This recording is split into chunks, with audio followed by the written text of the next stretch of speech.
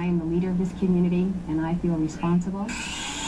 I have no use for the philosophy that people would rather die than survive a nuclear war.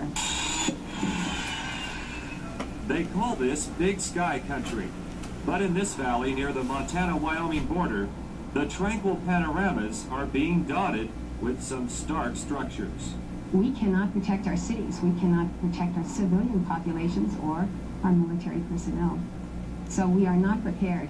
And I think history has shown that the nation that does not raise up a spiritual defense, which America does not have today, or a physical defense, is vulnerable.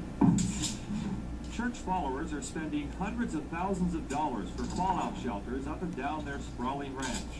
The church kept us away from the largest one, but these aerial photos show a massive shelter being built for up to 500 people. They're rushing to get it done, and for good reason.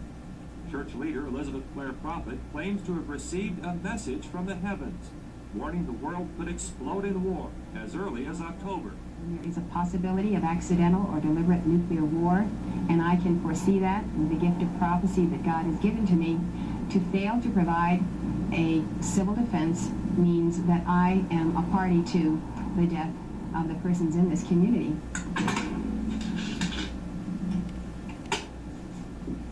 Fred Morcell believes Elizabeth Clare Prophet. The trouble is on the way.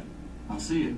He's ready to slide down his own blast shelter on a moment's notice. Put your foot right there, you understand? Fred has paid thousands for his underground steel cocoon, stocking dried food grown by the church. It's not as big a space as you would like it to be. It's only 8 feet wide, but 16 feet each, the 3 tanks.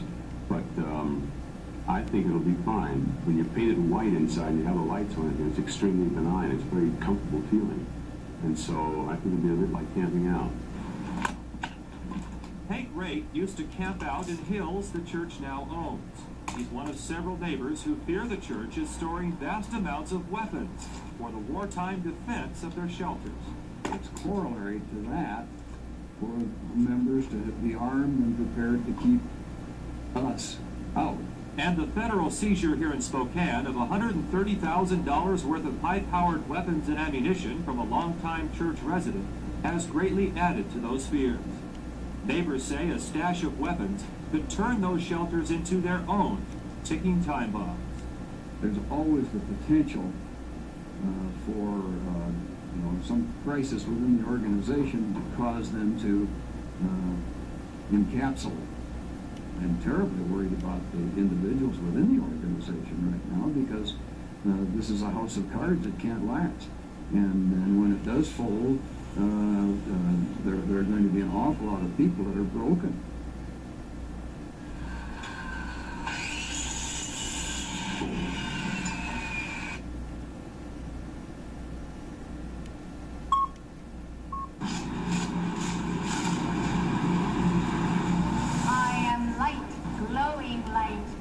And so, as a very small child, I did walk and talk with Jesus, and he prepared me for this mission.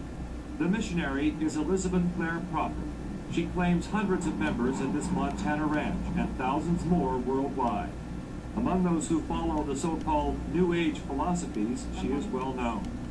She believes Christianity and Eastern religions are intertwined, that Jesus also taught Hindu and Buddhist thoughts. I am an outpost of the divine, such darkness as has you. It's their belief in reincarnation, in past and future lives for the soul, that's driving them to build bomb shelters all over their ranch. Nuclear holocaust represents a most unnatural death, an interruption of the soul's earthly requirements in advance of heavenly ascension. And we have no idea what kind of bodies we would come back into if we were to reincarnate.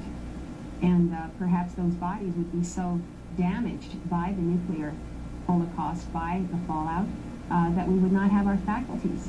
The arrest of longtime member Vernon Hamilton has some people asking if the church is hoarding massive firepower to defend those blast shelters if they're ever needed. I do know that the church itself does not own weapons. If they are owned privately, if they are owned at all. And our purpose in survival is a very peaceful purpose. Prophet says she doesn't consider defense of her shelters an issue, that in the event of nuclear war, she'll instead reach out to those who need help. Put your foot right there, you understand? But Fred Morsell considers armed defense a very big issue. He's a church member who spent thousands of dollars building his own blast shelter on the Montana ranch. I'm not real keen on having an arsenal down there, but I do know that I need to be able to protect myself. And if I've got, say, 5 or 6 people in there with me, and suddenly 15 people show up and say, we want to get in there, and they start making efforts to get in there, I'm going to protect those people. I'm going to protect them like anybody else would. Church officials deny any knowledge of Vernon Hamilton's gun purchases. But a federal agent testified today. Hamilton wrote a memo to Church Vice President Ed Francis, reporting that he'd obtained false identities. And another document confiscated from Hamilton's truck detailed plans to arm up to 200 people.